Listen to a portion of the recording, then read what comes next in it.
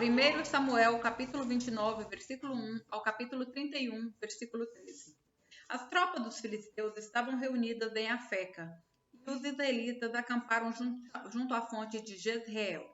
Enquanto os governantes filisteus iam à frente de sua tropas de centenas e de milhares, Davi e seus homens marchavam na retaguarda com o rei Aquis. Então, os comandantes filisteus perguntaram: o que estes hebreus fazem aqui? Aquis respondeu: este é Davi, servo do rei Saul de Israel. Já faz tempo que ele está comigo, e desde o dia que chegou até hoje não encontrei nele nenhuma falta. Mas os comandantes filisteus se iraram. Mande-o de volta para a cidade que o Senhor deu para ele, exigiram. Não pode ir à guerra conosco. Se ele se voltar contra nós na batalha e se tornar nosso adversário?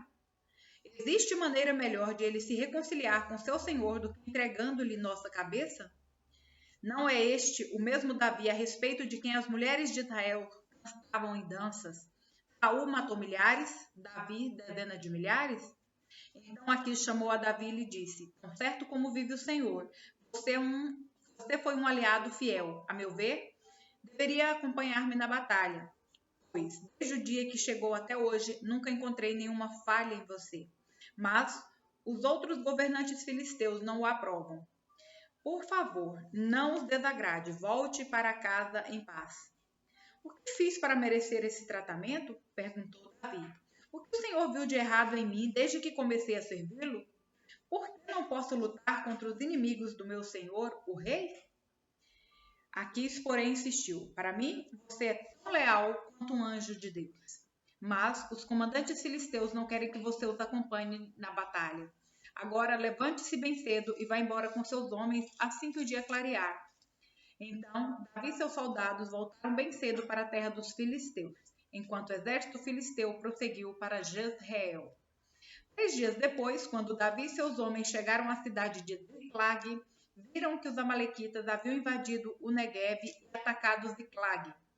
Tinham destruído e queimado a cidade.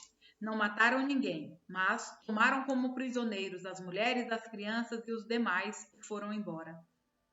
Quando Davi e seus homens viram a cidade queimada e se deram conta do que havia acontecido com suas mulheres, seus filhos e suas filhas, lamentaram e choraram em alta voz até não aguentar mais.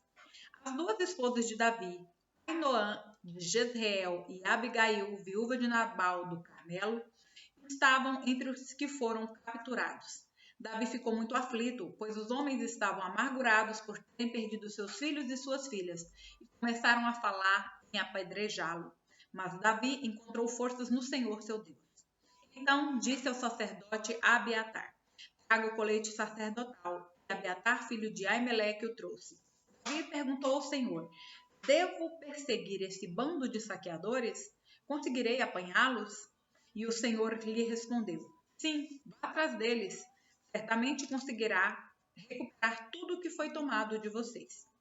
Davi e os 600 homens partiram e chegaram ao ribeiro de Besor, onde ficaram alguns deles.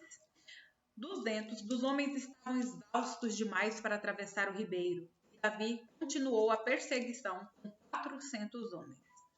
No caminho, encontraram um rapaz egípcio num campo e o levaram até Davi. Deram-lhe um pouco de pão para comer e água para beber.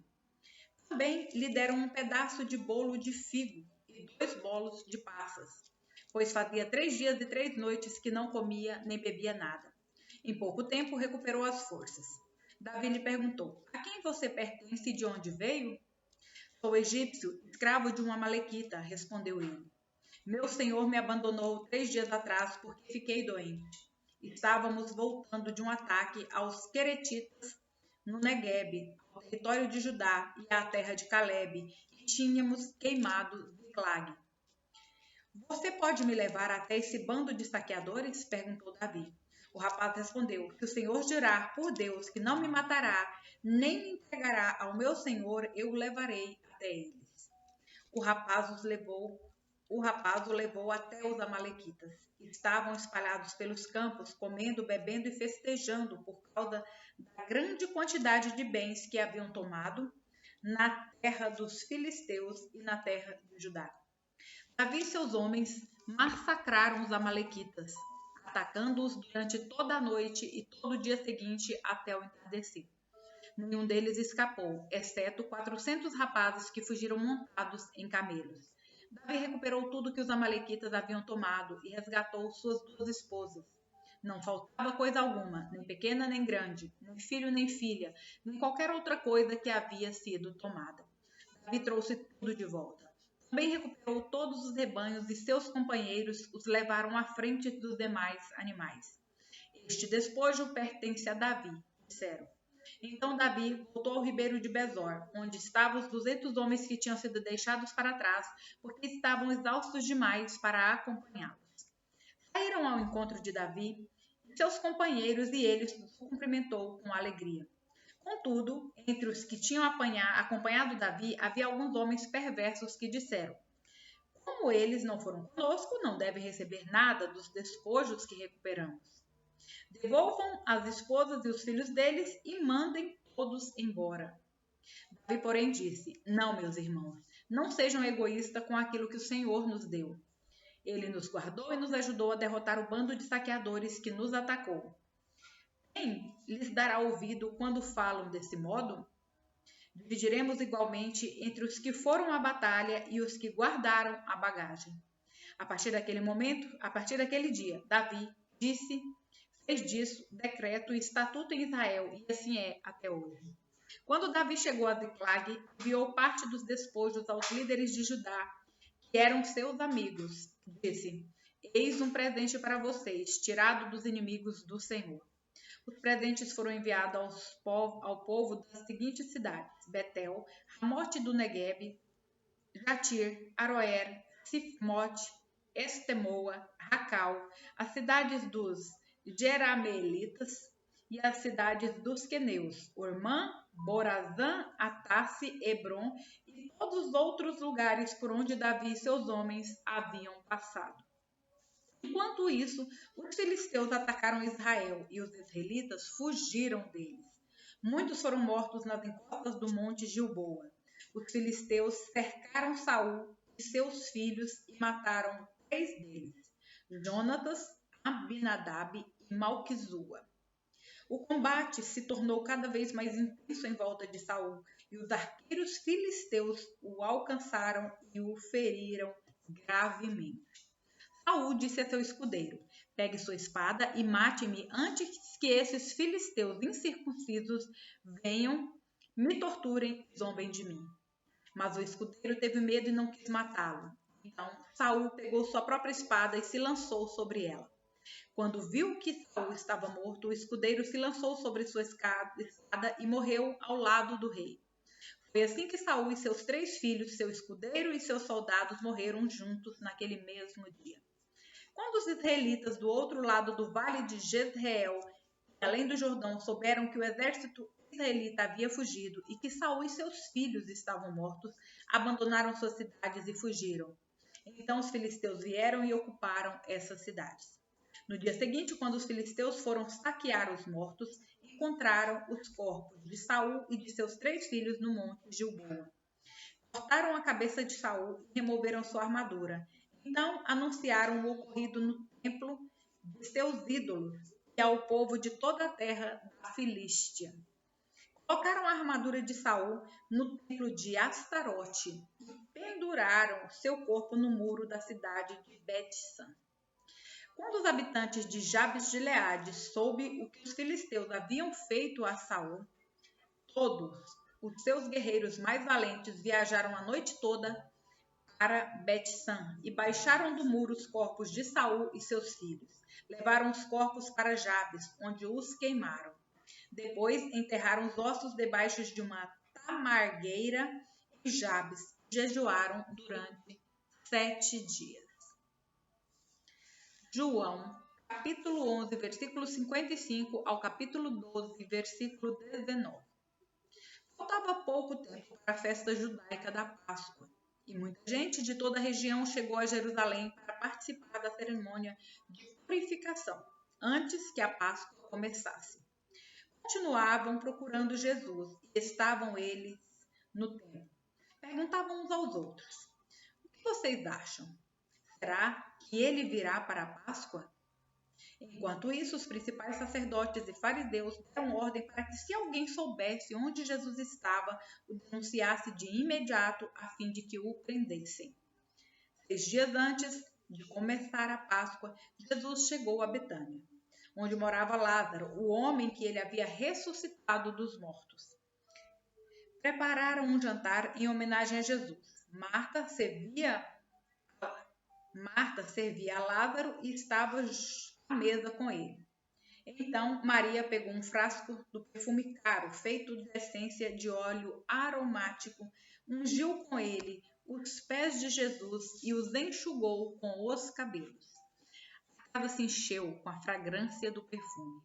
Mas Judas Iscariotes, o discípulo que em breve trairia Jesus, disse: esse perfume valia 300 moedas de prata. Deveria ter sido vendido e o dinheiro dado aos pobres. Não que ele se importasse com os pobres, na verdade era ladrão. E como responsável pelo dinheiro dos discípulos, muitas vezes roubava uma parte para si. Jesus respondeu: deixe-a em paz. Ela fez isto como preparação para meu sepultamento. Vocês sempre terão os pobres em seu meio, mas nem sempre terão a mim. Quando o povo soube da chegada de Jesus, correu para vê-lo, e também a Lázaro, a quem Jesus havia ressuscitado dos mortos. Então os principais sacerdotes decidiram matar também Lázaro, pois, por causa dele, muitos do povo os haviam abandonado e criam em Jesus. No dia seguinte, correu pela cidade a notícia de que Jesus estava a caminho de Jerusalém. Uma grande multidão de visitantes que tinham vindo para a Páscoa tomou ramos de palmeiras e saiu ao seu encontro gritando: Hosana, bendito é o que vem em nome do Senhor, bendito é o Rei de Israel. Jesus conseguiu um jumentinho e montou nele, cumprindo a profecia que dizia: não tenha medo, povo de Sião. Vejam, seu rei se aproxima, montado num jumentinho. Seus discípulos não entenderam naquele momento que se tratava do cumprimento de uma profecia. Depois que Jesus foi glorificado, porém, eles se lembraram do que havia acontecido e perceberam que era a respeito dele que essas coisas tinham sido escritas. Muitos tinham visto quando Jesus mandou Lázaro sair do túmulo e o ressuscitou dos mortos e contavam esse fato a outros. Destes muitos saíram ao encontro de Jesus porque tinham ouvido falar desse sinal. Então os fariseus disseram uns aos outros: não podemos fazer nada. Veja, todo mundo o segue. Salmos, capítulo 118, versículos 1 ao 18. Deem graças ao Senhor porque Ele é bom, seu amor dura para sempre. Todo Israel diga: seu amor dura para sempre. Os sacerdotes, descendentes de Arão, digam: seu amor dura para sempre. Todos que temem ao Senhor digam: seu amor dura para sempre. Em minha angústia, orei ao Senhor, e o Senhor me ouviu e me livrou. O Senhor está comigo, portanto não temerei. O que me pode fazer os simples mortais? Sim, o Senhor está comigo e Ele me ajudará. Olharei com triunfo para os que me odeiam. É melhor refugiar-se no Senhor que confiar em pessoas. É melhor refugiar-se no Senhor que confiar em príncipes. Todas as nações hostis me cercaram, mas eu as destruí em nome do Senhor.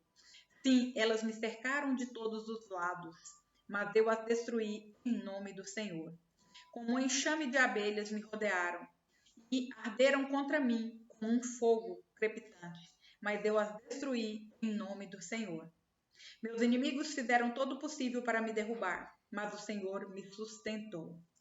O Senhor é minha força e o meu cântico, Ele é minha salvação. No acampamento dos justos há cânticos de alegria e vitória. A mão direita do Senhor realizou grandes feitos. A mão direita do Senhor se levanta em triunfo. A mão direita do Senhor realizou grandes feitos. Não morrerei, pelo contrário, viverei para contar o que o Senhor fez. O Senhor me castigou severamente, mas não me deixou morrer. Provérbios, capítulo 15, versículos 24 ao 26. O caminho da vida leva o prudente para cima, ele deixa a sepultura para trás. O Senhor derruba a casa dos orgulhosos, mas protege a propriedade da viúva. Os planos perversos são detestáveis para o Senhor, mas ele tem prazer nas palavras puras.